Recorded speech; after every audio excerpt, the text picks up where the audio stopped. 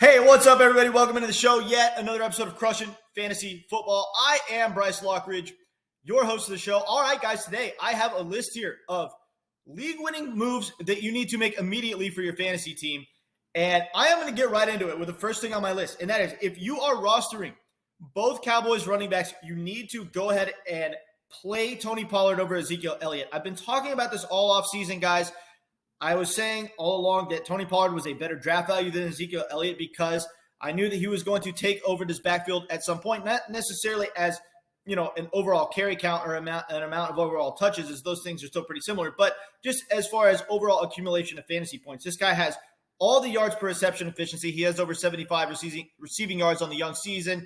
Ezekiel Elliott has a negative amount of receiving yards. Tony Pollard has all the yards per carry efficiency as far as, yards per carry, just like he did last year. He dominated Zeke last year by a significant margin in both the passing game and rushing game efficiency. He's already doing the same thing on the young season this year. The fact of the matter is, Tony Pollard is younger, he's quicker, he's more elusive, and he's just a more talented back than Ezekiel Elliott at this point in his career. Zeke is kind of used as a bruiser back to run the ball up the middle and, kind of punish the defense. And he's still good for that. He's a big, strong, impressive guy, and he can knock people over, and that's great. But he's not as fast around the edge as Tony Pollard. This gives Tony Pollard significantly better big playability. He has all the yardage upside for this offense, and it's getting to the point where he is the more valuable fantasy back than Ezekiel Elliott.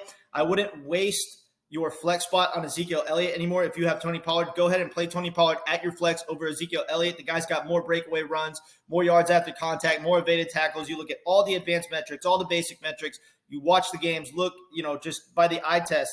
This guy is better than Ezekiel Elliott in every way, shape, and form. We saw it last year. We saw it in the short sample that we've seen this year. Tony Pollard is the better back, and he needs to be played over Ezekiel Elliott at this point. Next on my list is you need to go ahead and buy low on Dak Prescott, Russell Wilson, and Kyler Murray. Guys, Kyler Murray will bounce back in a significant way. He has not had a game yet where he's had more than 30 rushing yards. If you don't think that's going to change, you've never watched football. This is one of the most elite quarterbacks in the league as far as his rushing upside. He's second in the league in deep ball efficiency. He was first in the league in deep ball efficiency last year. We've got a guy that can combine great deep ball throwing abilities with tremendous rushing upside. The touchdown numbers are going to go up. The yardage totals are going to go up. The rushing upside is going to go up. Kyler Murray will bounce back in a significant way and without a doubt be a top 5 quarterback in fantasy football. Also, you need to buy low on Dak Prescott. We saw him look absolutely terrible in week 1. Granted, they played a very tough defense.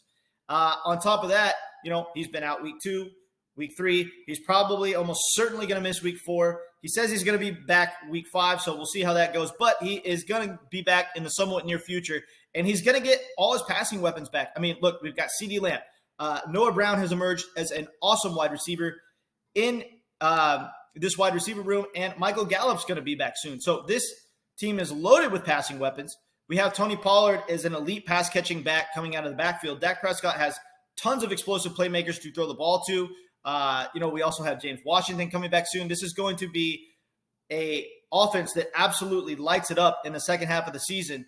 And, even before that, if Dak comes back, week 5, 6, 7, the offense is going to start operating at an elite level. They're going to be churning out a lot of fantasy points, and Dak Prescott is going to light the scoreboards on fire and produce awesome fantasy numbers. Next, I also have Russell Wilson on this list. Russell Wilson is in a new offense, guys. I mean, look, he played in the Seahawks offense for like 10 years, okay? He comes over to a new offense, doesn't play a single game in the preseason, and people expect him to just tear it up in weeks 1, 2, and 3. It takes time, guys, for these guys to get integrated into new offenses. Give Russell Wilson some time. He is one of the best quarterbacks we've ever seen with a ton of elite offensive weapons to throw the ball to. Jerry Jeudy has been a little bit banged up, but, we've got Cortland Sutton, Jerry Jeudy, Albert O, Javonte Williams, Melvin Gordon. This offense is loaded with offensive talent. They are going to move the ball successfully this year, and Russell Wilson is still going to put up awesome fantasy numbers. Okay, so buy low on those 3 quarterbacks. Next, if any of the following players are on the waiver wire, Alexander Madison, J.D. McKissick, Christian Watson, Garrett Wilson, or Michael Gallup, you need to go get these guys immediately. These guys are going to be awesome from a season-long standpoint. I have very good reason to believe that they're all going to be extremely valuable. So if any of these 5 are on the waiver wire, you need to go get them. Dalvin Cook's going to miss time at some point. We know it happens every season. So Madison's going to be valuable in that situation. Michael Gallup is going to have weeks where he outperforms CeeDee Lamb. Christian Watson is the main vertical threat for the Packers. Garrett Wilson has been shown to be a very talented young rookie wide receiver that has the ability to command a lot of red zone targets. This is very good. J.D. McKissic is an elite pass catching back. He's going to dominate the pass catching work for this backfield, and he's an elite handcuff in case Antonio Gibson goes down. Now, those are the players that you need to grab off the waiver wire. I also have players that you need to drop, okay? These guys are, at this point, just taking up space on your bench, all right? Travis Etienne, Darnell Mooney, Allen Robinson, Marquette Valdez-Scantling, and Chase Claypool.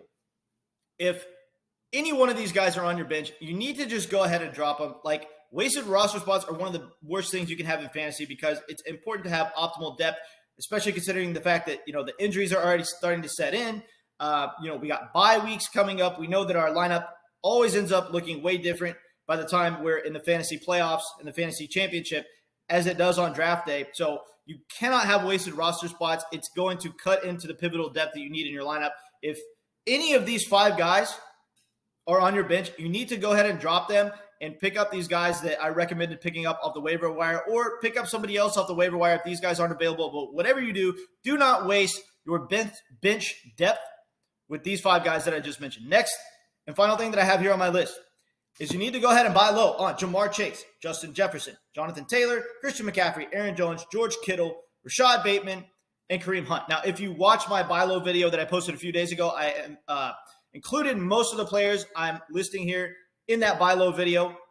But, in case you didn't get to see that, just know that these guys are incredible buy lows right now. A lot of these guys were consensus first-round picks. They busted hard over the past 2 weeks. Jamar Chase really hasn't done anything in 3 weeks now at this point after having really a just okay performance last night.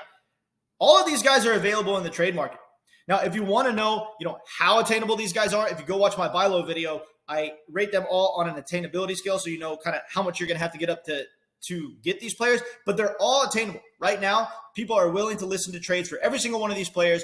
A lot of these guys are still going to be massive league-winning players, and they're all available in the trade market right now. So if you want to win your league, buy low on as many of these guys as you can and try to get 1 or 2 of these guys on your roster. They're going to be league-winning players. All right, guys, I appreciate you tuning into the video, and I will catch you later.